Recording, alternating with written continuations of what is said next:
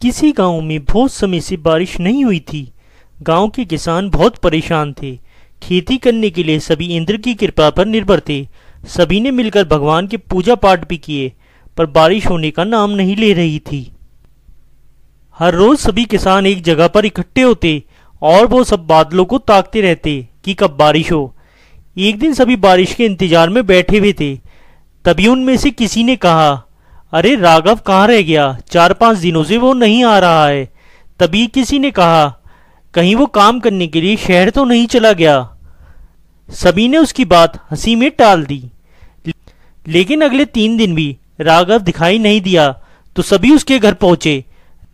राघव के घर पर जाकर किसी ने उसके बेटे से पूछा, बेटा तेरा बाबूजी कहाँ है? बेटे ने कहा, पापा खेत पर काम करने गए हैं। क्या खेत में काम करने के लिए? सभी को बड़ा आश्चर्य हुआ कि राघव खेत पे कैसे काम कर सकता है। उन लोगों ने कहना शुरू कर दिया, लगता है गर्मी में राघव का दिमाग पगला गया है। सबको ये जानने में इंटरेस्ट था आखिर राघव खेत पर क्या कर रहा है। वो सभी देखने के लिए राघव के खेत पर चल पड़े। उन सभी ने देखा कि राघव खेत में एक बड़ा सा गड्ढा खोद रहा है। किसी ने राघव से पूछा, अरे तुम ये क्या कर रहे हो? राघव ने कहा, मैं कुछ नहीं कर रहा, मैं तो बारिश होने की तैयारी कर रहा हूं। सभी राघव पर हंसने लगे और बोले, तुम्हें क्या लगता है तुम्हारा गड्ढा खोदने से बारिश आ जाएगी? राघव ने कहा, मैं तो बस कोशिश कर रहा हूं।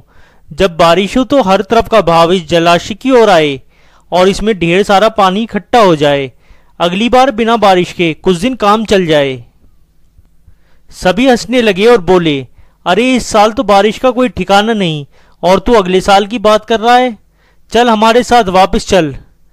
किंतु राघव ने किसी की भी बात नहीं सुनी और वह कुछ दिनों तक जलाशय तैयार करता रहा।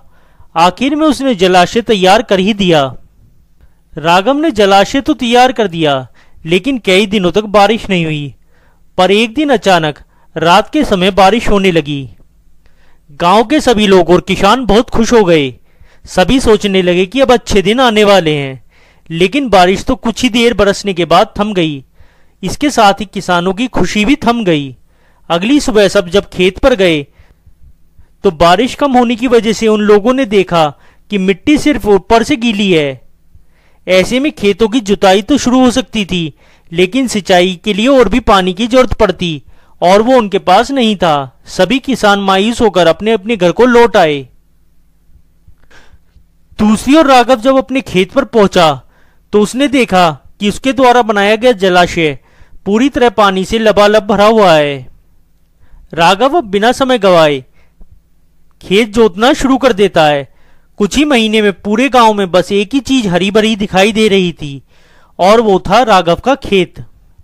दोस्तों, जब समय अच्छा ना हो तो ऐसे में ज्यादातर लोग समय अच्छा होने का इंतजार करते रहते हैं। लेकिन ऐसे समय में हमें अच्छे समय में क्या करना चाहिए, उसकी तैयारी करनी चाहिए। कुदरत का नियम है, दिन के बाद रात होती ही है और रात के बाद दिन होता ही है। हमारा बुरा वक्त हमेशा के लिए नहीं रहता, बुरे के बाद अच्छा होता ही है। हमें बुरे वक्त में अपने आप को तैयार कर लेना चाहिए, क्योंकि अच्छा वक्त आएगा तब हमारे पास समय नहीं होगा।